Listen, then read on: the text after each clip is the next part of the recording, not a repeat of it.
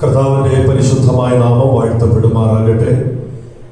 അനുഗ്രഹിക്കപ്പെട്ട ഈ ആത്മീക കൂട്ടായ്മയിൽ പങ്കെടുക്കുന്ന എല്ലാ പ്രിയപ്പെട്ടവർക്കും, ലോകമെമ്പാടുമായി ഈ സന്ദേശം ശ്രമിക്കുന്ന എല്ലാവർക്കും കർത്താവായ യേശു ക്രിസ്തുവിൻ്റെ നാമത്തിൽ സ്നേഹവന്ദനങ്ങളെ അറിയിക്കുന്നു. 125-ാം സങ്കീർത്തനം അതിൻ്റെ 3-ാമത്തെ വാക്യം നാം വായിക്കുമ്പോൾ അവിടെ ഇപ്രകാരമാണ് രേഖപ്പെടുത്തിയിരിക്കുന്നത്: നീതിമാന്മാർ നീതികളിലേക്ക് കൈനീട്ടാതിരിക്കേണ്ടതിന് ദുഷ്ടന്മാരുടെ ചെങ്കോൽ നീതിമാന്മാരുടെ അവകാശത്തിന് മേൽ ഇരിക്കുകയില്ല.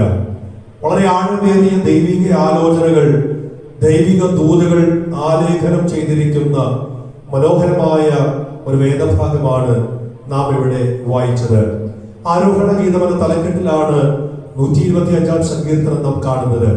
വിവിധ പെരുന്നാളുകൾക്കായി വിവിധ സമയങ്ങളിൽ യഹൂദന്മാരായ വ്യക്തികൾ യെരൂശലേമിലേക്ക് അല്ലെങ്കിൽ ദൈവത്തിന്റെ ആലയമിരിക്കുന്ന പർവ്വതത്തിലേക്ക് കയറിപ്പോകുന്ന വഴിയിൽ അവർ ദൈവം നടത്തിയ നന്മകളെ ഓർത്ത്, ദൈവം നടത്തിയ പരിപാലനങ്ങളെ ഓർത്ത്, ദൈവത്തിന്റെ വിശ്വസ്തതയെ ഓർത്ത്, കഷ്ടതയുടെ ആഴങ്ങളിൽ കിടന്നപ്പോൾ ഊഴിയ വിചാരകന്മാർ നിമിത്തം നിലവിളിയുടെ ശബ്ദം കേട്ട് അവനെ വിടുവിച്ച് കൊണ്ടുവന്ന ദൈവത്തിന്റെ മഹോന്നതമായ പ്രവർത്തനങ്ങളെ ഓർത്ത് ദൈവത്തെ സ്തുതിക്കുന്നതായ ഭാഗ്യങ്ങളാണ് ആരോഹണ ഗീതത്തിൽ കൂടെ നമുക്ക് മനസ്സിലാക്കുവാനായിട്ട് കഴിയുന്നത്.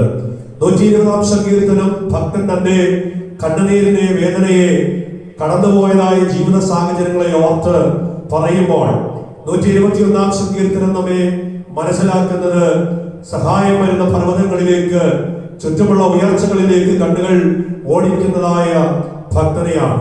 122-ാം സങ്കീർത്തനത്തിലേക്ക് വരുമ്പോൾ അവിടെ നിന്ന് വ്യത്യസ്തമായി ദൈവത്തിന്റെ ആലയത്തിലേക്ക് കടന്നുപോയി ദൈവത്തിന്റെ ആലയ നിമിത്തമുള്ള നന്മയെ അന്വേഷിക്കുന്ന, ദൈവത്തിന്റെ ആലയത്തിൽ നിന്ന്, ആരാധനയിൽ നിന്ന്, ദൈവത്തോടുള്ള സ്നേഹത്തിലും കൂട്ടായ്മയിൽ നിന്ന് ലഭിക്കുന്നതായ നന്മയെ കുറിച്ച് അവിടെ നമുക്ക് കാണുവാനായിട്ട് കഴിയുന്നുണ്ട്. 123-ാം സങ്കീർത്തനത്തിലേക്ക് നാം വരുമ്പോൾ അവിടെ കാണുന്നത് പർവ്വതങ്ങളെയല്ല, കണ്ണുനീരിനെയല്ല, ആലയത്തെയല്ല. ആലയത്തിനും കണ്ണുനീരുകൾക്കും ഉയർച്ചകൾക്കും അപ്പുറമായി അവന്റെ ജീവിതത്തിന് ഫോക്കസ് നൽകുന്ന, അവന്റെ ജീവിതത്തിന്റെ കേന്ദ്രബിന്ദുവായിരിക്കുന്ന സർവശക്തനായ ദൈവത്തിങ്കലേക്ക് കണ്ണുകൾ ഉയർത്തുന്ന ഭക്തനെ നമുക്ക് കാണുവാനായിട്ട് കഴിയുന്നുണ്ട്. ഈ ഭക്തൻ കണ്ണുയർത്തുന്നത് എങ്ങനെയാണ്? ദാസന്മാരുടെ കണ്ണ് യജമാനന്റെ കയ്യിലേക്ക് എന്ന പോലെ, ദാസിമാരുടെ കണ്ണ് യജമാനത്തികളുടെ കയ്യിലേക്ക് എന്നതുപോലെ കൃപ നൽകുന്ന, രക്ഷ നൽകുന്ന, കരുണ കാണിക്കുന്ന ദൈവത്തിന്റെ ദയക്കായി കാത്തിരിക്കുന്നതായി നാം വായിക്കുന്നു. 124-ാം സങ്കീർത്തനത്തിലേക്ക് നാം വരുമ്പോൾ അവിടെ നമുക്ക് കാണുവാനായിട്ട് കഴിയുന്നത് ജീവിതത്തിന്റെ പ്രതിസന്ധികൾക്കകത്ത് നിന്ന്, കഷ്ടതകൾക്കകത്ത് നിന്ന്, മരണകരമായ ജീവിതാനുഭവങ്ങൾക്കകത്ത് നിന്ന് അവനെ രക്ഷിക്കുന്ന, അവനെ വീണ്ടെടുത്ത ദൈവത്തിന്റെ മഹാകരുണയാണ്. അവൻ പറയുകയാണ്, അവരുടെ പല്ലിന് ഞാൻ ഇരയായി പോകാതെ വേട്ടക്കാരന്റെ കെണിയിൽ നിന്ന് എന്നെ രക്ഷിച്ച, എന്റെ മേൽ ഒഴുകി വന്ന നദിയുടെ അനുഭവങ്ങളിൽ നിന്ന്, വെള്ളത്തിന്റെ അനുഭവങ്ങളിൽ നിന്ന് രക്ഷിച്ച ദൈവത്തെ ഇന്ന് രാത്രിയിൽ ദൈവത്തിന്റെ ആത്മാവ് പറയുകയാണ്, നമ്മുടെ പ്രാണന് നേരെ, നമ്മുടെ ജീവന് നേരെ നദി പോലെ പൊങ്ങി വരുന്ന, വെള്ളം പോലെ പൊങ്ങി വരുന്ന, വേട്ടക്കാരന്റെ മനോഭാവമായി കടന്നു വരുന്ന അനുഭവങ്ങൾക്കകത്ത് നമ്മെ രക്ഷിക്കുന്ന ഒരു ദൈവമുണ്ട്. ആദിമകാലത്ത് അവൻ തന്റെ ഭക്തന്മാരെ കോട്ട കെട്ടി പരിപാലിച്ച, അവരെ സൂക്ഷിച്ച ദൈവത്തിന്റെ കരം ഇന്ന് രാത്രിയിൽ ഏത് മിന്നുന്ന വാളുകൾ, കുന്തങ്ങൾ, ആയുധങ്ങൾ, പഴികൾ, ദുഷികൾ, നിന്ദകൾ, ആക്രമണങ്ങൾ, പീഡന താടനങ്ങൾ, അധികാരത്തിന്റെ ശക്തി ഉപയോഗിച്ച് ദൈവജനത്തിന് നേരെ ആയുധങ്ങൾ നീട്ടുമ്പോൾ ഭക്തന് ആശ്രയിക്കാനുള്ളത് രാഷ്ട്രീയ പാർട്ടികളെയല്ല, ഭക്തന് ആശ്രയിക്കാനുള്ളത് മുദ്രാവാക്യങ്ങളല്ല, ഭക്തന് ആശ്രയിക്കാനുള്ളത് സമരമാർഗങ്ങളല്ല. ഭക്തന് ആശ്രയിക്കാൻ വേട്ടക്കാരന്റെ കയ്യിൽ നിന്ന് പക്ഷി എന്നതുപോലെ എന്നെയും നിങ്ങളെയും പാലിക്കാൻ കഴിയുന്ന ഒരു ദൈവം ഉയരത്തിലുണ്ടെന്നുള്ള വിശ്വാസമാണ് നമ്മെ രക്ഷിക്കുന്നത്. ഇന്നലകളിൽ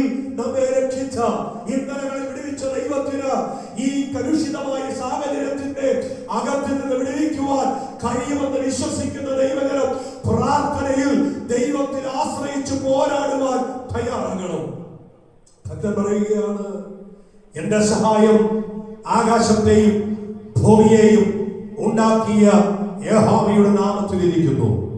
125 സങ്കീർത്തനം പറയുന്നു, യഹോവയിൽ ആശ്രയിക്കുന്നവർ കുലുങ്ങാതെ എന്നേക്കും നിൽക്കുന്ന സിയോൻ പർവ്വതം പോലെയാകുന്നു. യെരൂശലേം നഗരത്തെ വിവിധ പർവ്വതങ്ങളാൽ ചുറ്റപ്പെട്ടിരിക്കുന്നു നമുക്കറിയാം. വിവിധ പർവ്വതങ്ങൾ പാറമേൽ അടിസ്ഥാനമിട്ടിരിക്കുന്ന യെരൂശലേം എന്നേക്കും സ്ഥിരമായി നിർത്തുവാൻ കാരണമായിരിക്കുന്നത് പോലെ ദൈവജനത്തിന് ദൈവത്തിന്റെ ദയ ചുറ്റിക്കൊള്ളും, ദൈവത്തിന്റെ കരുണ ചുറ്റിക്കൊള്ളും. എന്തിനു വേണ്ടിയിട്ടാണ് ദൈവത്തിന്റെ ദയ, ദൈവത്തിന്റെ കരുണ തന്റെ ജനത്തെ ചുറ്റിയിരിക്കുന്നത്? ഈ രാത്രി പറയാം, നീതിമാൻ നീതികേടിലേക്ക് കൈനീട്ടാതെ ഇരിക്കേണ്ടതിന്, നീതിമാൻ ആക്രമത്തിന്റെ മാർഗത്തിലേക്ക് പോകാതിരിക്കേണ്ടതിന്, നീതിമാൻ ആയുധമെടുക്കാതിരിക്കേണ്ടതിന്, നീതിമാൻ കോടതിയെ ആശ്രയിക്കാതിരിക്കേണ്ടതിന്, നീതിമാൻ മറ്റുള്ളവന്റെ നേരെ വിരൽ ചൂണ്ടാതിരിക്കേണ്ടതിന്, അവന്റെ നിത്യത നഷ്ടപ്പെട്ടു പോകാതെ ഇരിക്കേണ്ടതിന്, ദുഷ്ടന്മാരുടെ ചെങ്കോൽ നീതിമാന്റെ അവകാശത്തിൽ ഇരിക്കത്തില്ല. കാരണം അവനെ സൂക്ഷിച്ചിരിക്കുന്നത് യേശു ക്രിസ്തുവിനായിട്ടാണ്. യൂദ പറഞ്ഞു, പിതാവായ ദൈവത്തിൽ സ്നേഹിക്കപ്പെട്ടു. ഇങ്ങനെയാണ് ഇംഗ്ലീഷ് ബൈബിൾ പറയുന്നത്, sanctified by God the Father.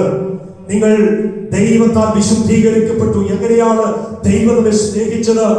അവൻ തന്നെ വിശുദ്ധീകരിച്ചു. പിതാവായ ദൈവം പുത്രനായ ക്രിസ്തു പരിശുദ്ധാത്മാവിനാൽ നമ്മെ വിശുദ്ധീകരിച്ച് പാപത്തിന്റെ അടിമത്തത്തിൽ നിന്ന്, അന്ധകാരത്തിന്റെ അടിമത്തത്തിന്റെ അകത്തിൽ നിന്ന് നമ്മെ വിശുദ്ധീകരിച്ച് ഒരവകാശത്തിനായി നമ്മെ വേർതിരിച്ചു. അത് പറയുന്നു, കർത്താവായ യേശു ക്രിസ്തുവിനായി നിങ്ങൾ സൂക്ഷിക്കപ്പെട്ടിരിക്കുന്നു. കർത്താവ് പറഞ്ഞു, യേശു പറഞ്ഞു, തന്റെ ഏറ്റവും ഉന്നതമായ മഹാപുരോഹിത പ്രാർത്ഥന യോഹന്നാന്റെ സുവിശേഷം 17-ാം അധ്യായത്തിൽ നാം വായിക്കുമ്പോൾ കാണുന്നുണ്ട്, ഇവർ എന്നിൽ നിന്ന് ആർക്കും പിടിച്ചു പറിക്കാൻ കഴിയാതെ, ആരും എന്നിൽ നിന്നും മാറിപ്പോകാൻ കഴിയാതെ, ആരും നശിച്ചു പോകാതിരിക്കേണ്ടതിന് കർത്താവേ നീ ഈ ജനത്തെ സൂക്ഷിക്കണമേ എന്ന് യേശു കർത്താവ് പ്രാർത്ഥിക്കുന്നുണ്ട്. യോഹന്നാന്റെ സുവിശേഷം തന്നെ നാം വായിക്കുമ്പോൾ, ആടുകളെ പിതാവായ ദൈവം എന്റെ കയ്യിൽ തന്നിരിക്കുന്നു, അവയെ ആർക്കും എന്റെ കയ്യിൽ നിന്ന് പിടിച്ചു പറിക്കാൻ കഴിയുകയില്ല. പിതാവും ഞാനും ഒന്നാകുന്നു, പിതാവിന്റെ കയ്യിൽ നിന്ന് അവരെ പിടിച്ചു പറിപ്പാൻ ആർക്കും കഴിയുകയില്ല. കാരണം നമ്മെ ദൈവം സൂക്ഷിച്ചിരിക്കുകയാ, ദൈവം നമ്മെ ചുറ്റിയിരിക്കുകയാ. ഹല്ലേലൂയ. ഇന്ന് രാത്രിയിലെ സന്ദേശം കേൾക്കുന്ന എന്റെ പ്രിയപ്പെട്ടവരോട് ഉറപ്പിക്കാൻ, ധൈര്യപ്പെടുത്താൻ പറയാം, നിന്നെ പിടിച്ചു പറിക്കാൻ, നിന്നെ തകർത്ത് കളയാൻ, നിന്റെ മേൽ കുതിര കയറാൻ, നിന്റെ മേൽ ബുൾഡോസർ കയറ്റാൻ, നിന്റെ മേൽ JCB കയറ്റി മാന്തിക്കളയാൻ ഈ ഉലകത്തിലെ ഒരു ശക്തിക്കും കഴിയത്തില്ല. കാരണം നിന്നെ വിശുദ്ധിക്കായി, നിർമ്മലയ്ക്കായി, നിർമ്മലതയ്ക്കായി, നിന്നെ അവൻ നിത്യതയ്ക്കായി സൂക്ഷിച്ചിരിക്കുകയാ. ഈ ലോകത്തിന്റെ പീഡനം വരുമ്പോ, ഈ ലോകത്തിൽ അവൻ നമ്മുടെ ദേഹത്തെ കൊല്ലുവാൻ പലർക്കും കഴിയും, എന്നാൽ ദേഹിയെ കൊല്ലാൻ കഴിയാത്ത ഒരുത്തനെയാണ് ഞാനും നിങ്ങളും സേവിക്കുന്നതെന്ന് വിശ്വസിക്കുവാൻ നമുക്ക് കഴിയണം. അതിനാണ് സങ്കീർത്തനക്കാരൻ പറഞ്ഞത്, നീതിമാൻ നീതികേടിലേക്ക് കൈനീട്ടാതെ ഇരിക്കേണ്ടതിന്, ദുഷ്ടന്മാരുടെ ചെങ്കോൽ നീതിമാന്റെ അവകാശത്തിന്റെ ഇരിക്കുകയിൽ. എന്താ നമ്മുടെ അവകാശം? ദാസ്യത്വത്തിന്റെ ആത്മാവിൽ നിന്ന്, പിശാചിന്റെ അടിമത്തത്തിൽ നിന്ന് നമ്മെ അബ്ബാ പിതാവേ എന്ന് വിളിക്കാനുള്ള പുത്രത്വത്തിന്റെ അവകാശം, നിത്യതയുടെ അവകാശം, നിത്യജീവന്റെ വാഗ്ദത്തം നമുക്ക് നൽകപ്പെട്ടിരിക്കുമ്പോ ആ അവകാശത്തെ ഒരു ദുഷ്ടന്റെയും ചെങ്കോലിന്, ഒരു അധികാരവർഗത്തിന്റെയും കസേരയ്ക്ക്, ഒരു അധികാരവർഗത്തിന്റെയും തിട്ടൂരങ്ങൾക്ക് എടുത്തു കളയാൻ കഴിയത്തില്ല. അതാണ് നമ്മുടെ വിശ്വാസം, അതാണ് നമ്മുടെ പ്രത്യാശ, അതാണ് നമ്മുടെ ധൈര്യം, അതാണ് നമ്മുടെ ഉറപ്പ്. അതുകൊണ്ട് പ്രാർത്ഥനയിൽ പോരാടുക, ദൈവത്തോട് വിശ്വസ്തത പുലർത്തുക, ദൈവനാമത്തിന് വേണ്ടി നിലകൊള്ളുക. സ്വർഗത്തിലെ ദൈവം എന്നെ നിങ്ങളെ സൂക്ഷിപ്പാൻ അവൻ ശക്തനാണ്. ആകയാൽ ഉറപ്പും ധൈര്യമുള്ളവരായി ഉണർന്നിരിപ്പീൻ, വിശ്വാസത്തിൽ നിലനിൽപ്പീൻ, നിർമ്മതരായിരിപ്പീൻ, പുരുഷത്വം കാണിപ്പീൻ.